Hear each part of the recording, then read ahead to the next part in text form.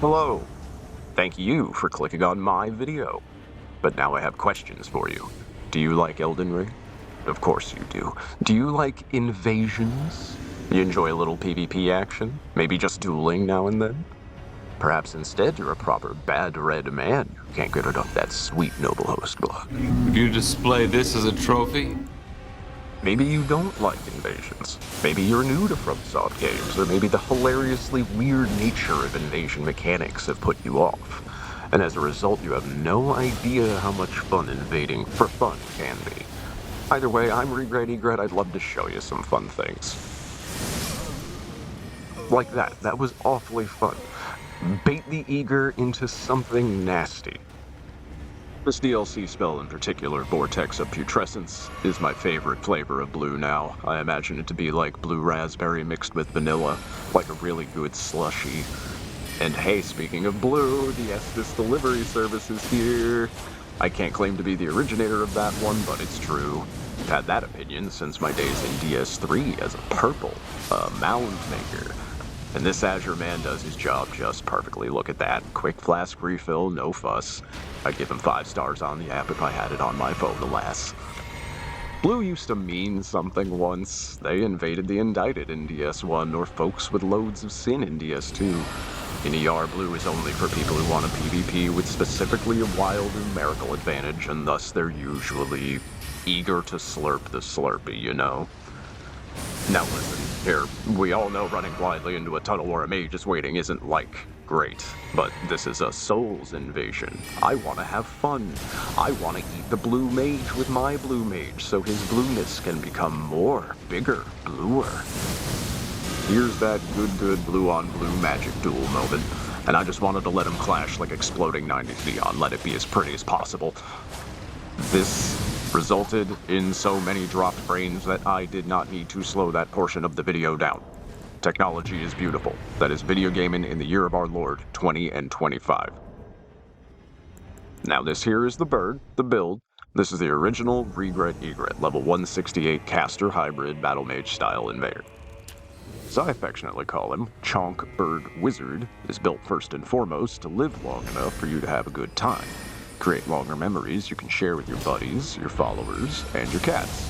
And your cat's buddies, and your cat's followers. Now check this out. I was using the poise tier in the physic, but look at the sexy hitbox on the follow-up. It goes right over the beak, right over the head. And then the best dash of war in the game, Sword Dance, but with ghosty skull friends that catch your foot as you're rolling away. That happens more than you'd think. I am a big Bloodborne fan after all. Floating skulls are all the rage and the cool kid haunts om nom nom. I think that guy's arm got tired smacking me in the face with my Crimson World tier still running, but Big Bird don't give a dang, beat grows right back. Clearly this intimidated him. Now hey, what happens next here is disgraceful. Just cowardly, shameful. It's a lost virtue shame. These days, the host is just exemplary in their display too. He's running away so long I'm running out of things to say about his cowardice.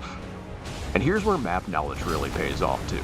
The Mesa here is crawling with patrols, bro, acting like there's not a field of snipers and dogs out here. Redbird too fat, blotting out the sun, blotting out reason. Those guys ain't your friend, pal. Those dogs aren't your buddies, guy, and so it goes. I'd be lying if I told you I felt nothing. I laughed pretty hard, actually, at that, as I often do in these invasions. I hope they give you a smile too, friends. Now, of course, I'll show you at the end of the video here, but the spells Burb uses are some of the best ambushing spells available, I think. Gravity Missile, Vortex of Putrescence, and Singularity, the Black Hole. So many good new spells from the DLC, it's hard to have a favorite. This is a great little invasion where the host and cooperator are actually trying to progress through the level in some meaningful way. We take these rare opportunities to have fun when and where we can.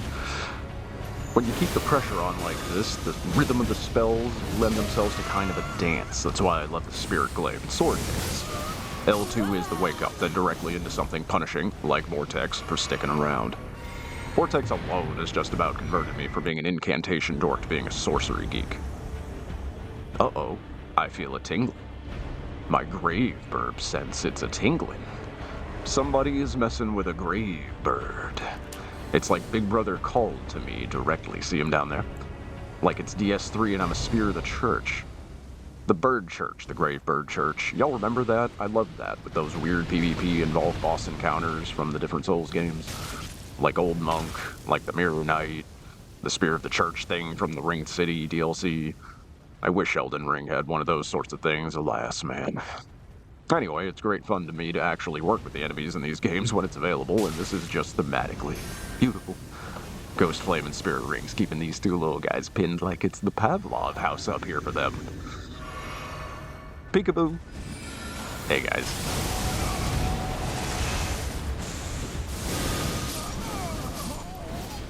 I'm not gonna stand here and tell you that wasn't immensely satisfying. It was. Big Bird Bro back there might actually feel proud of his fat little brother for once. Oh look, maybe I get a hug? Don't they have like dozens of ancient grave rite priests stuck to them? That would be kind of too much of a hug for me. That means there's probably some good enemies to coordinate with, like Big Brother Golem over here. Spiritual Big Bro's call, Chonk Bird answers. Sometimes, I think the universe sends you messages, and you need to pick up on them. Some of them are very direct. What this game does to this cooperator is so intensely dirty, I think Bro needed to take the hint and go outside, have a walk, smell a flower. Holy shit, it did him so dirty. Look, this casual step aside, the cha-cha to ensure this co-opper ate just enough rings to perish. That was very hot, if you'll excuse me. Now the chase begins, though. Host is obviously running back to the Grace over the hill yonder to try to resummon his compatriot. Listen, I make no excuse for getting knocked down here repeatedly. Those fire golems are freaking nuts, yo. So anyway, now we're back to the fun part, and I thought I'd throw in a little musical chase sequence here. Enjoy.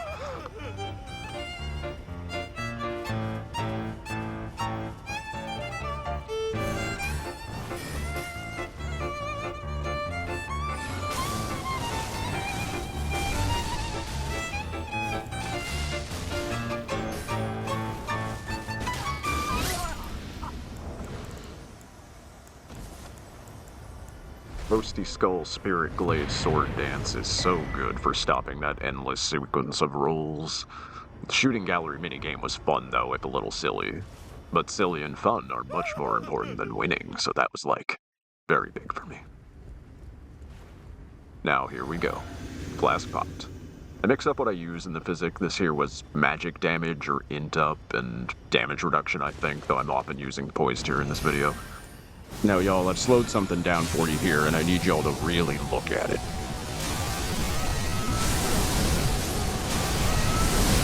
That was some shinobi nonsense. He was charging the palm blast behind the door, a gravity missile pulled him into view. It was like he appeared out of nowhere. The sword dance ghost skulls are honestly one of my favorite things from the DLC. Underrated, underappreciated, super cute. Well, ladies and gentlemen, we're now nearing the end of the video. Thanks for watching some invasions with me. I hope you had a good time. As promised, I'll be showing you some of the bird details right now. I'm actually really proud of this guy. He's one of the easiest to play characters I have, and more importantly, he's a lot of fun to actually play in Invasions. I'd say he's really only a mid-skill ceiling character, in no way basic, but he's a bit of a slog to put together something like this from scratch. Time invested in a build only sometimes translates directly to power. This dude is a combination of a few OP such cases in terms of spells and items for the level. There are a couple of different ways this can be put together, a little more poise heavy, a little more spell damage heavy. Any combination will really do in there. You see the trinkets, you see the spells. I am not a min-maxer. These are not the best starting stats. That is not the best starting class by any means. I am not a guy who cares. My bird is hideous and imperfect, and I love him. Anyway, I hope you enjoyed the video, friends, and I hope to see you around soon. Take care.